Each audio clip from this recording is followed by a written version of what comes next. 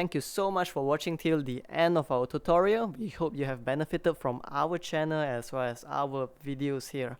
If what we do here has been helpful to you thus far, please help us or support us by pledging to our Patreon, or you could just support us by liking, commenting down below as well as sharing our videos.